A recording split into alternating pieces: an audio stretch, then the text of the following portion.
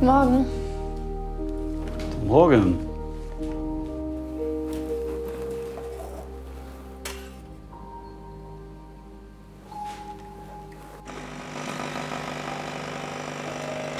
Und? Was hat die Abiturientin jetzt vor?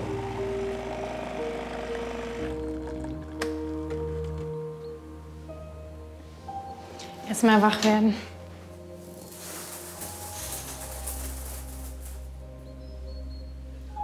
Ich hätte da eine Idee. Ich habe heute Morgen in den Gardinen eine leuchtend grüne Spinne gesehen. Ziemlich groß. Die ist doch bestimmt bei uns nicht heimisch. Könntest du mir nicht noch mal dieses Spinnenbuch ausleihen? Dann muss ich wohl noch in die Stadt fahren. Oh, das Wetter ist doch schön. Nimm doch das Fahrrad.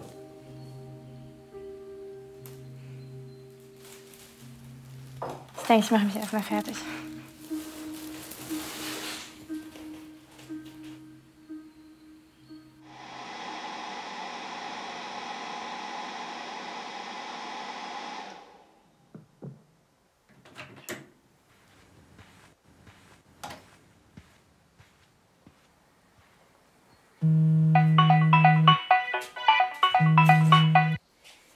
Hallo Papa. Hey Große, wie geht's? Ja, die Abi-Feier war auch ohne euch schön, wie du das meinst. Es tut uns leid, aber Nee, stimmt. Ist ja auch total normal, nicht auf der Abi-Feier der eigene Tochter zu erscheinen. darf ich dich daran erinnern, dass wir das alles auch für dich machen, für deine Zukunft? Tolle Ausrede. Ich möchte jetzt nicht darüber diskutieren. Wie geht's Opa? Gut, natürlich. Ich kümmere mich ja auch um ihn. Na gut. Hast du dich übrigens schon um das Studium gekümmert? Papa, lass mich doch einfach erstmal durchatmen. Ja, okay. Vergiss es aber nicht. Nein. Gibt's sonst noch was? Nee, schon gut. Alles klar. Bis dann.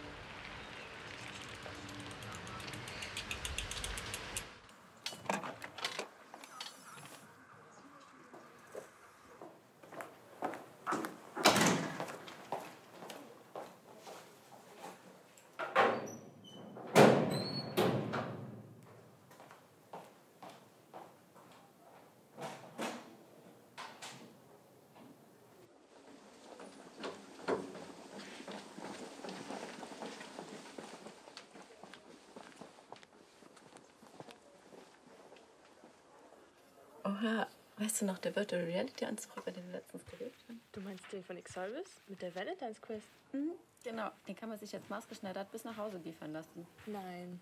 Ja, doch. Und der ist noch gar nicht mal so teuer. Nice.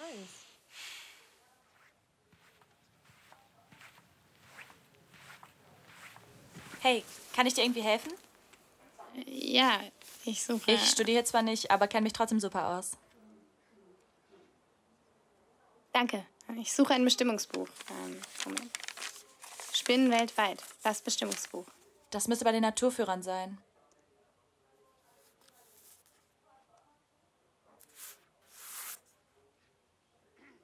Hier, bitte. Danke. Ich bin übrigens Selina. Mia, freut mich. Da muss ich reingehen, sorry. Ja, was ist? Entschuldigen Sie, Ja, was ist? in welchem Regal stehen denn die E-Books? Wir führen leider keine E-Books. Unsere Bibliothek beinhaltet nur analoge Bücher. Die bestehen leider aus Papier, haben aber den großen Vorteil, dass sie keinen Strom verbrauchen. Das wiederum bedeutet, dass sie beim Lesen Handy-Akku sparen.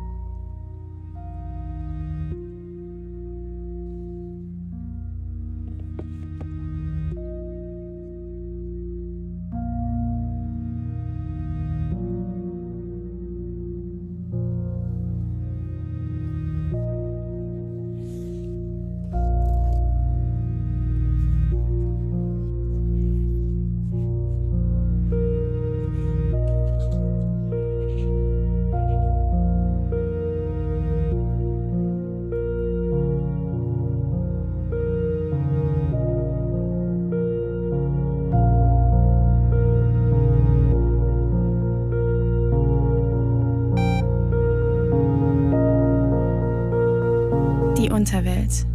Der Ort, an dem die alten Griechen glaubten, nach ihrem Tod weiter zu existieren. Ich stellte sie mir immer dunkel vor, wie eine unendlich große Höhle, die von Flüssen durchquert wird. Nachdem man im Boot eines alten Mannes einen Fluss überquert und einen dreiköpfigen Hund passiert hatte, gab es zwei Möglichkeiten. Entweder man kam in das Elysion, die ewige Glückseligkeit, oder den Tartaros, die ewige Dunkelheit. Ich hätte nie gedacht, dass die Unterwelt einmal Wirklichkeit werden würde.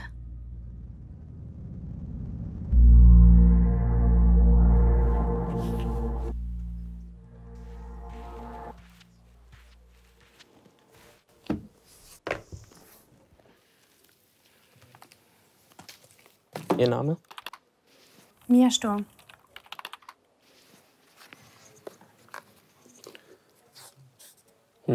Komisch. In diesem Buch fehlt das Ausleihetikett. Ach, egal. Nehmen Sie es mit. Bringen Sie es mit dem anderen wieder zurück. Danke. Tschüss.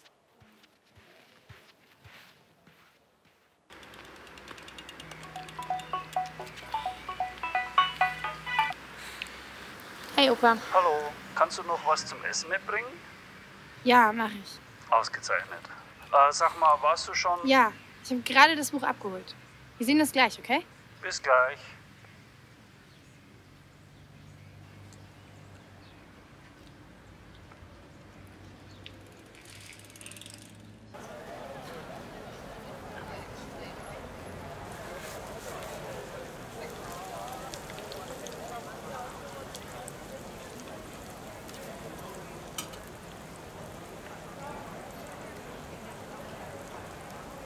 Hey, Stella. Hi! Na, ausgeschlafen? Hallo. Hi, ich hätte gerne einmal den Mexican Dog und den Vegan Dog zum Mitnehmen, bitte. Alles klar, mach's dir. Und, wie fandest du es gestern? Mega nice. Aber wieso bist du denn schon so früh gegangen? Ja, ich war irgendwann müde, wollte nach Hause. Du und müde. Und was machst du nach der Schule noch so? Ja, erstmal eine Runde chillen. Vielleicht studieren. Mal sehen. Gehst du auch hin? Wohin? Zu Fit. Fit, die Party? Noch nie gehört. Fit ist die Party, über die immer alle reden. Die ist jeden Sommer und keiner weiß bis kurz vorher, wo und wann genau. Und es ist total schwierig, die Tickets dafür zu kriegen. Aber ich habe eins. Ja. Cool. Und einmal dein Classic Dog, bitteschön. Vielen Dank. Also, wir sehen uns dann da. Tschüss.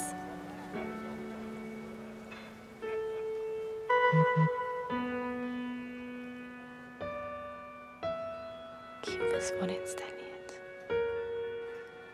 Willkommen bei Cubus.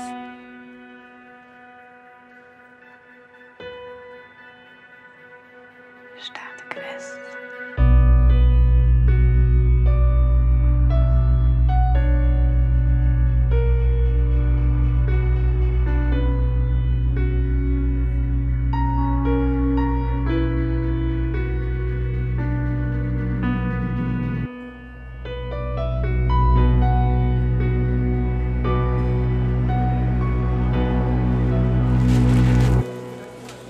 mal deinen Wiegen und dann Maxi musst du mitnehmen. Dankeschön. Lass dir schmecken. Tschüss. Ciao.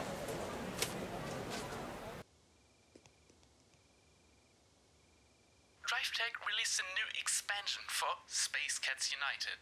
Well, surprising news, we all thought this game was literally dead, right? But as a 2D role-player game, how can it even compete with today's expanding VR gaming industry? We've asked Martin Steen, DriveTech CEO.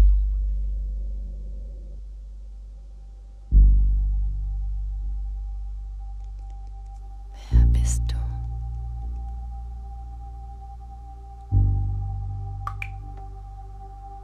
Woher hast du meine Nummer?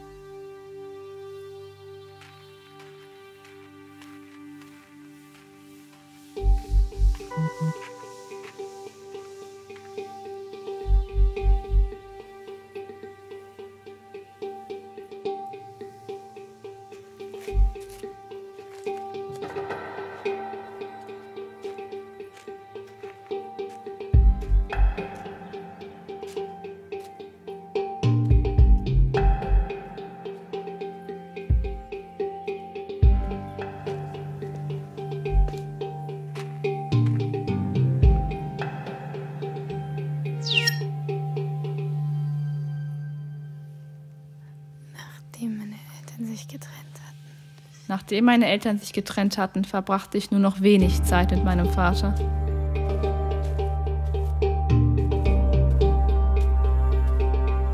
An einem Tag saßen mein Vater und ich auf diesen Tribünen und schauten Männern in Gladiatorenverkleidung beim Kämpfen zu. Brot und Spiele, so hieß die Veranstaltung.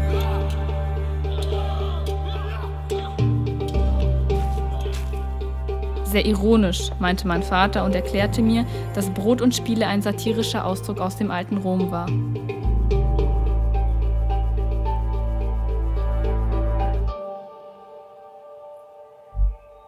Das Volk würde sich keiner Probleme mehr bewusst sein, solange man ihm Unterhaltung und Essen biete.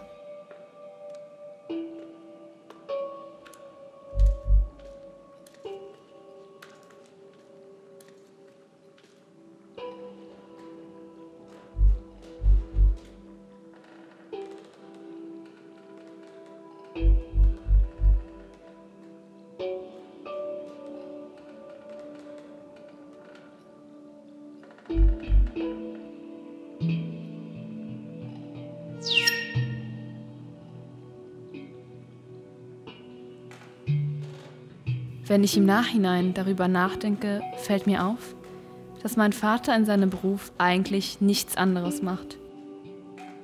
Er lässt Menschen aus ihrer Realität entfliehen, aber er nennt es Befreien. Am nächsten Ort befindet sich ein Sarkophag.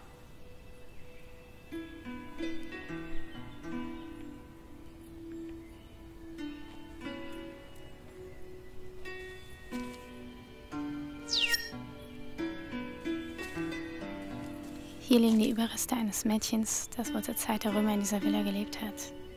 Vielleicht hieß sie Antonia. Der Name würde irgendwie passen. An welchen Ort der Unterwelt kam sie wohl nach ihrem Tod?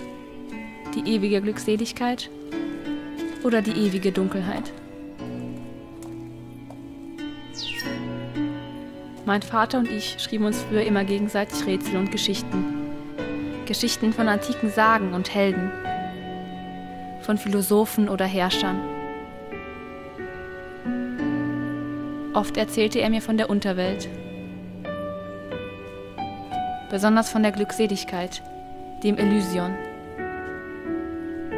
einem Ort, wo Wiesen ewig blühen, wo alles Leid vergessen ist und wo man einfach bis in alle Ewigkeit glücklich sein könnte. Man würde aus dem Fluss Lethe trinken und somit alle Probleme für immer vergessen. Mein Vater war sich sicher, dass ich irgendwann an diesen Ort kommen würde.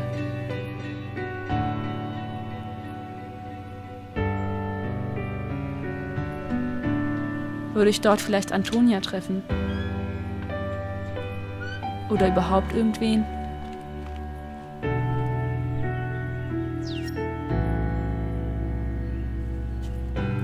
Oder wäre ich allein?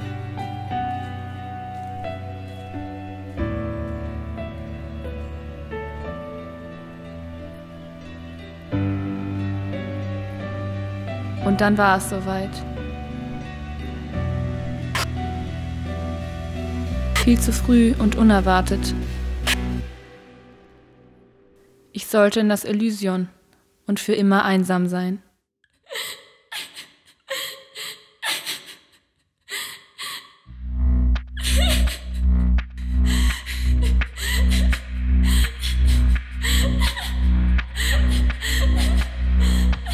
Als ich es erfuhr, rannte ich.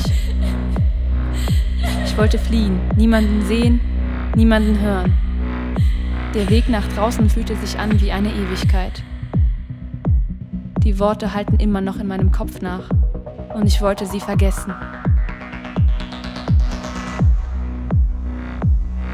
Und als ich endlich draußen war und frische Luft einatmete, wusste ich, wohin ich als nächstes gehen würde. Ich hatte noch das Puzzleteil. Ich brauchte einfach Ablenkung. Ich ließ mich treiben, wie in einem Fluss.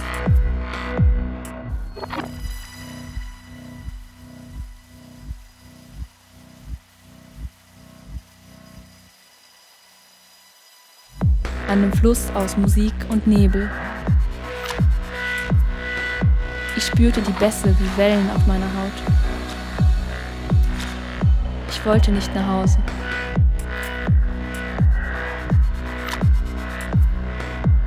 Ich wollte ewig in diesem Moment bleiben.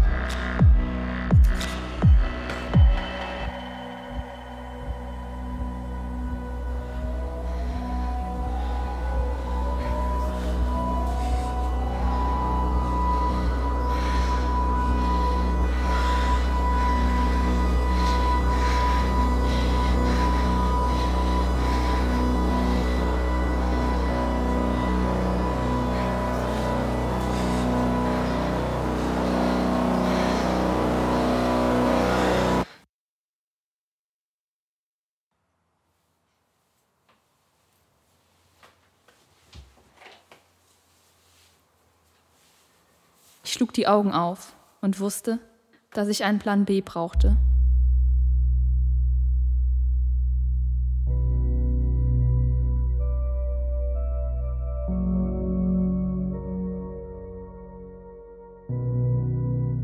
Mein Vater wollte mir mit den Erzählungen vom Elysion die Angst vor dem Tod nehmen. Doch meine Angst vor dem, was danach kam, war viel größer.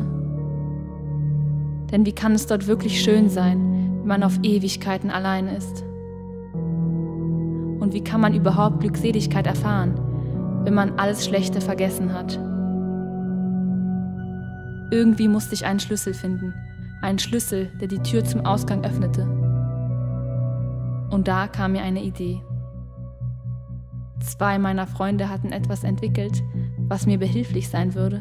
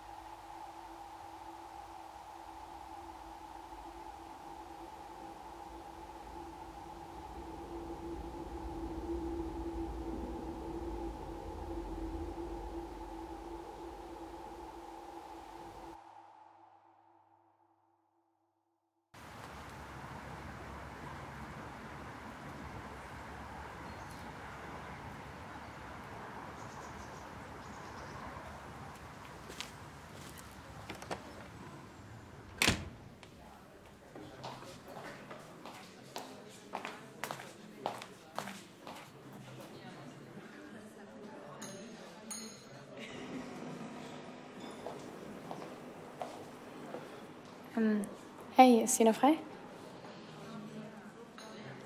Klar.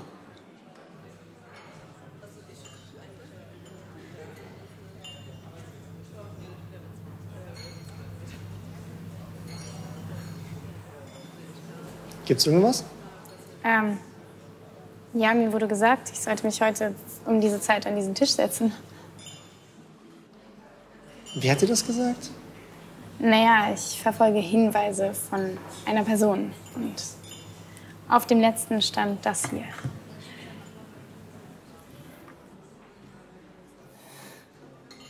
Wie ist das möglich? Die wurde noch gar nicht veröffentlicht.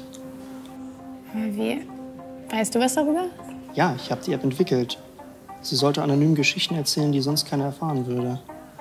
Sie ist aber noch nicht fertig und ich habe ehrlich gesagt keinen Plan, wie die auf deinem Handy landen konnte.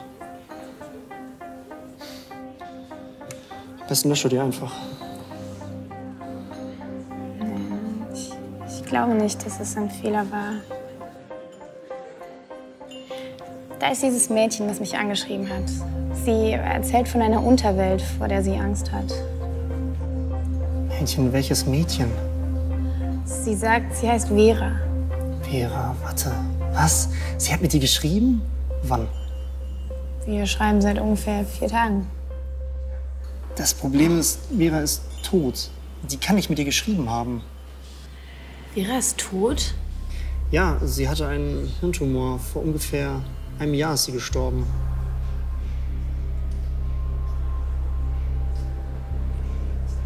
Deswegen geht es in der Geschichte um die Unterwelt. Sie wusste, dass sie sterben würde.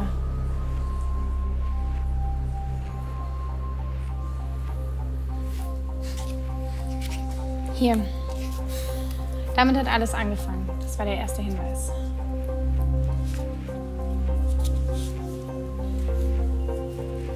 Du kanntest Vera? Ja, aber nur flüchtig. Ich habe ihr aber nicht von der App erzählt. Ich habe gar nichts. Ist der für dich?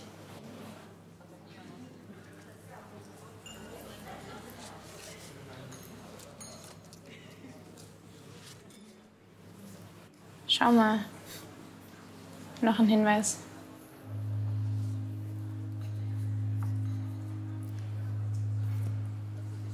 Es gibt eine Möglichkeit, jemanden aus dem Elysion in der Unterwelt zu befreien. Einem wäre es fast gelungen. Der Schlüssel war seine Lyra. Er durfte sich nur nicht umdrehen. 60, 53, 47, 58. Lyra, meint sie damit das Musikinstrument? Wahrscheinlich schon.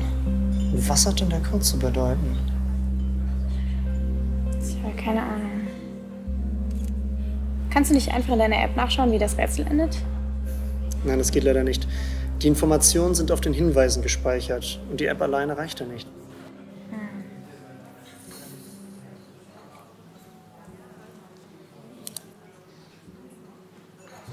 Ich weiß vielleicht, wer dahinter stecken könnte.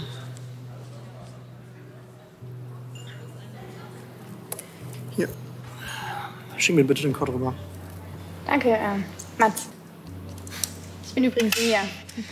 Ich melde mich dann bei dir, wenn ich was rausgefunden habe, okay? Alles klar. Bis dann. Ciao.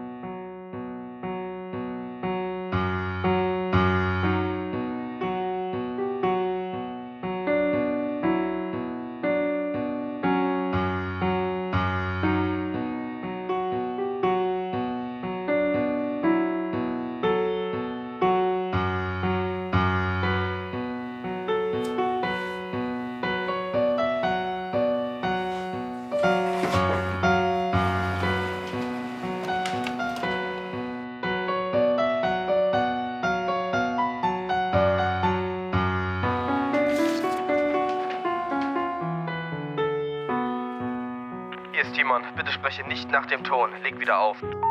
Hey Timon, kannst du mir vielleicht erklären, wieso heute eine gewisse Mia mit unserer noch nicht veröffentlichten App zu mir kam und sich auf ihrer Version eine Quest von Vera befindet? Und jetzt kommt's. Vera chattet auch noch mit ihr. Jetzt frage ich mich nur, wie ist das möglich? Entweder lebt Vera noch oder ein gewisser Timon steckt dahinter. Und war das dann auch deine Absicht, dass Mia zu genau der Zeit im Café auftaucht, zu der ich sonst immer dort bin? Wie auch immer. Ruf mich bitte zurück.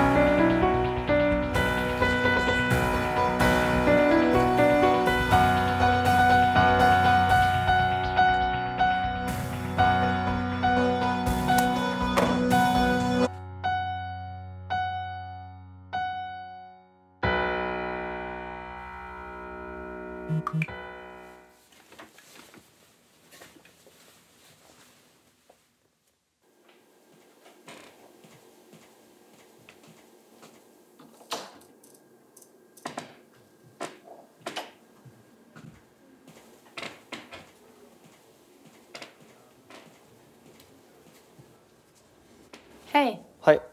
Hier arbeitest du? Ja, so in etwa. Hast du das Skizzenbuch? Ja, klar. Danke.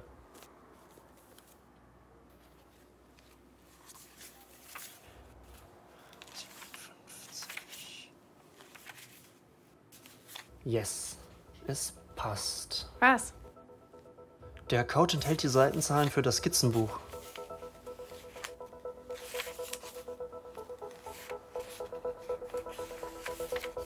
An den Orten war ich überall.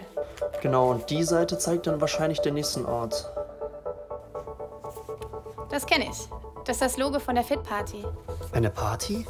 Ja, Vera hat auch von einer Party erzählt. Dann ist wahrscheinlich dort der nächste Hinweis.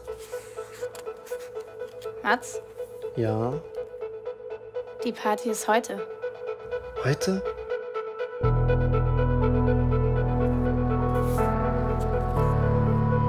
Und was ist das hier? Na, wahrscheinlich die Eintrittskarte. Mit dem Symbol einer Lyra.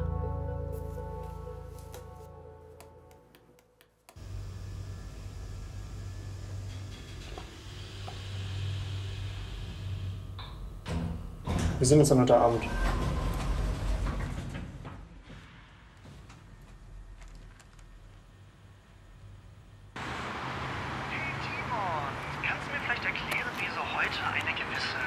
Mit unserer noch nicht veröffentlichten App zu mir kam und sich auf...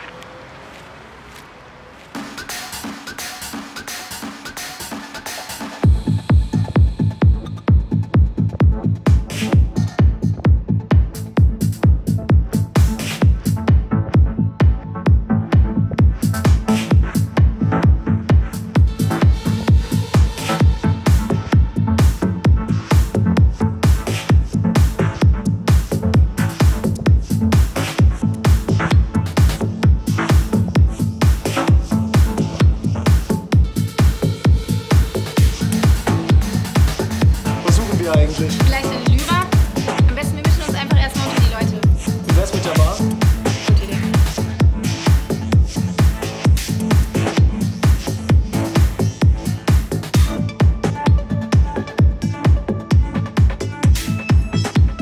Jo, Max? Hey, Nick. Ja, was treibst du denn hier? Ja, wir suchen hier so was und... Ja, scheint ja, als hätte sich schon jemand gefunden, Alter. Ja, nee, das ist hier eigentlich.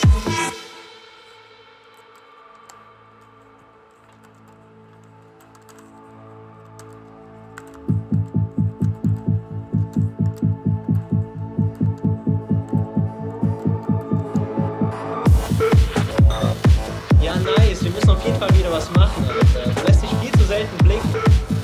Ja, du hast recht. Ich will mich auf jeden Fall mal wieder bei dir... Ja, nice. Hau rein, gell? Ja, dann mal los. Sorry.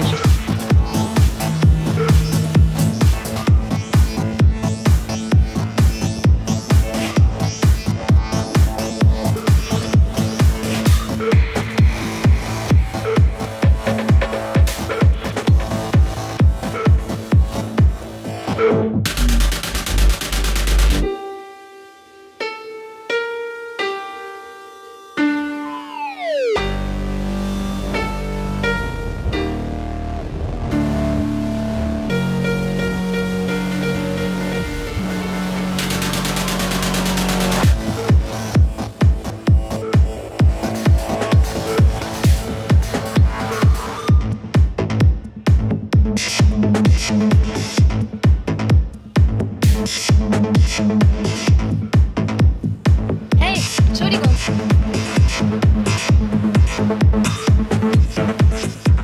Danke.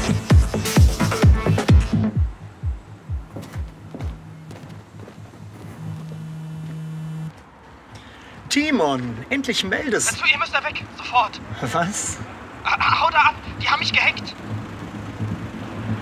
Was? Wie meinst du?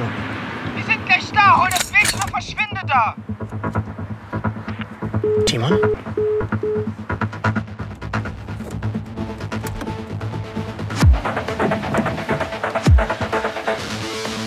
Warum holen wir uns das Skizzenbuch?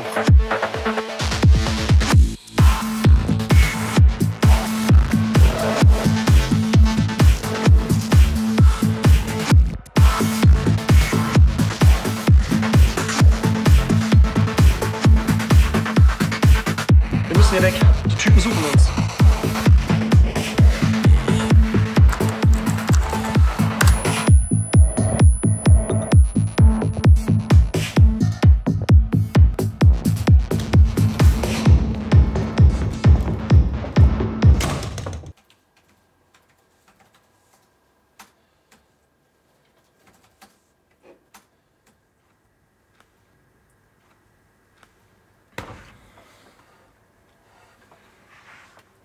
Hallo.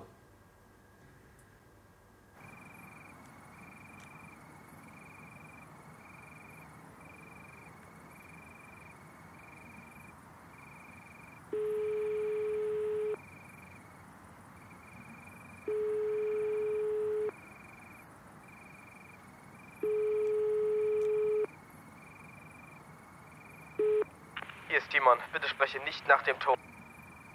Timon geht schon wieder nicht dran. Wer ist Timon eigentlich? Mit Timon habe ich die App entwickelt und er kannte auch Vera. Deshalb bin ich mir ziemlich sicher, dass er da irgendwie mit drin hängt. Erst dachte ich, er wollte mich wieder reinlegen, wie schon so oft. Aber nach dem Anruf auf der Fit-Party bin ich mir da nicht mehr so sicher. Diese Verfolger. Du hast wirklich keine Idee, wer dahinter stecken könnte? Gibt's niemanden, der euch schaden wollte oder so? Nee, nicht, dass ich wüsste.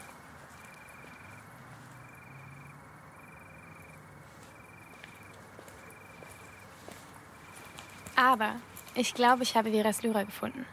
Es ist eine Melodie. Der DJ auf der Party hatte ein Shirt mit einer Lyra an und hat eine Melodie abgespielt, die gar nicht zum Rest der Musik passte.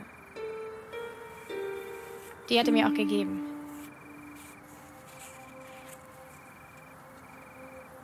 Das Symbol der Lyra stand also von Anfang an für Veras Melodie.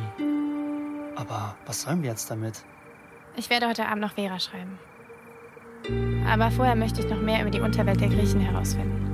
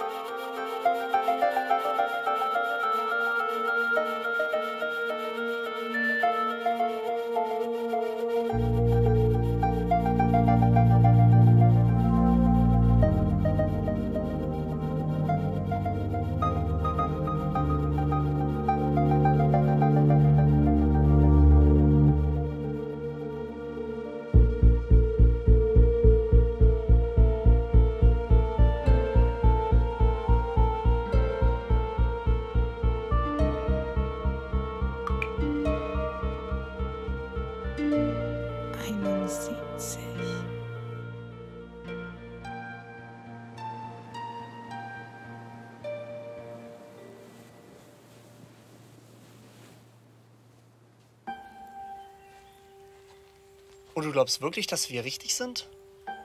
Ja, ich denke schon. Dies ist der Tempelbezirk von Merkur, dem römischen Gott der Botschaften.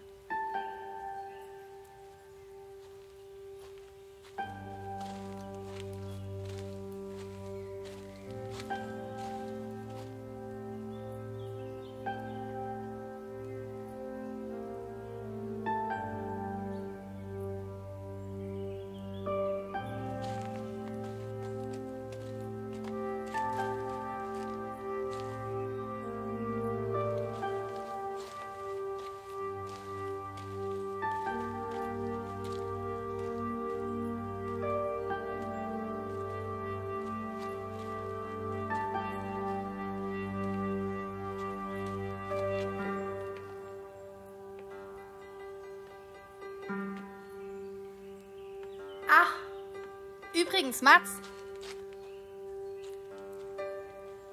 Ich habe gestern Abend noch ein bisschen recherchiert. Also, ich denke, Vera spielt mit dem Hinweis im Café auf die Orpheus-Sage an. Orpheus benutzte praktisch seine Lyra als Schlüssel zur Unterwelt, um seine verstorbene Geliebte Eurydike zurückzuholen. Er hat es aber nicht geschafft. Wieso? Hades, der Gott der Unterwelt, erlaubte es Orpheus, Eurydike mitzunehmen. Unter einer Bedingung. Er durfte sich auf dem Weg nach draußen nicht nach ihr umdrehen. Aber er hat es doch gemacht. Genau. Und Eurydike wurde für immer in die Unterwelt zurückgezogen. Tja, manchmal scheitert man an den einfachsten Dingen. Aber was heißt das jetzt konkret für Vera? Naja, Vera scheint einen Weg finden zu wollen, aus der Unterwelt wieder rauszukommen. Und bei Eurydike hätte es ja fast geklappt. Aber was ich noch nicht verstehe ist, was genau die Melodie von Vera zu bedeuten hat. Vielleicht ein Schlüssel. Nur wofür?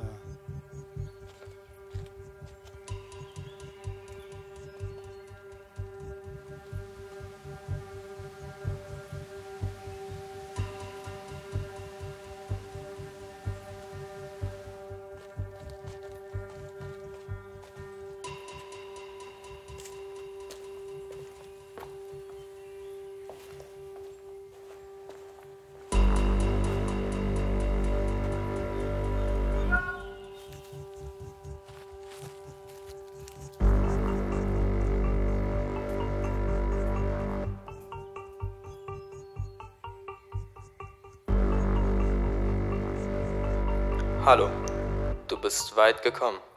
Oder sollte ich vielleicht sagen, ihr? Timon? Eigentlich war diese Aktion für dich geplant, Mats. Doch bevor wir dich zur Bibliothek locken konnten, hat sich Mia schon das Skizzenbuch geschnappt. Aber dann hat sie dich ja doch noch im Café getroffen. Vera. Was hat es mit ihrer Geschichte auf sich? Lebt sie? Oder ist sie tot? Ehrlich gesagt, ich weiß es nicht. Vielleicht beides? Eines ist klar. Vera hatte große Angst. Aber nicht vor dem Tod, sondern vor dem ewigen Leben. Ich war der Erste, dem sie von ihrer Diagnose erzählt hat. Ich sollte ihr bei einem Plan helfen, einem Weg hinaus. Was auch immer das bedeuten sollte. Und für diesen Plan sollte ich deine Cubus-App benutzen, um dich auf die Spuren ihrer Geschichte zu bringen. Ich sollte alles vorbereiten und auf ihr Startsignal warten. Als ich das Signal dann bekam, wusste ich bereits viel mehr. Leider konnte ich ihr nicht mehr helfen und ich war nicht der Einzige, der davon erfuhr. Andere wollten auch wissen, wo Vera ist. Deswegen haben sie euch verfolgt. Aber keiner weiß, wo genau sich Veras Elysion befindet. Wartet bis zum Sonnenuntergang. Dann hat Merkur Veras letzten Hinweis im Blick. Die Merkur-Statue.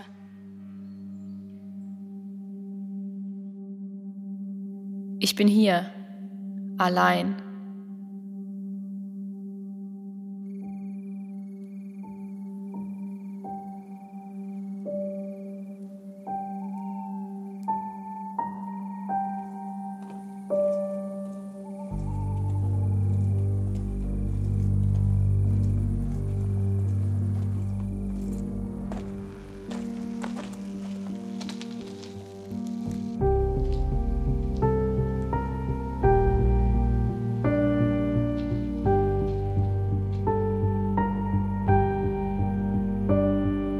Mia! Im Blick von Merkur. Und nach all dem ist mir eines klar geworden.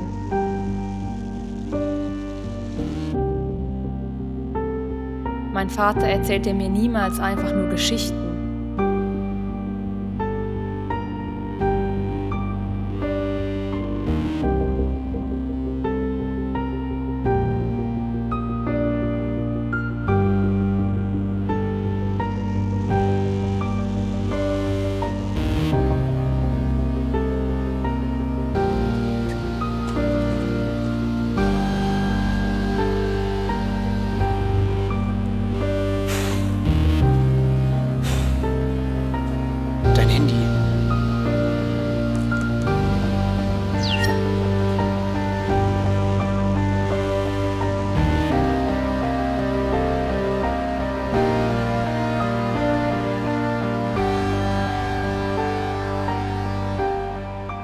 Ich glaube, ich habe einen Orpheus gefunden.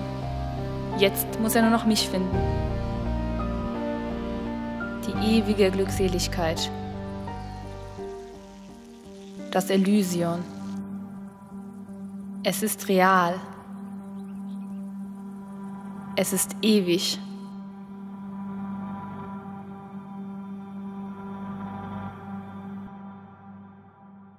Es ist einsam.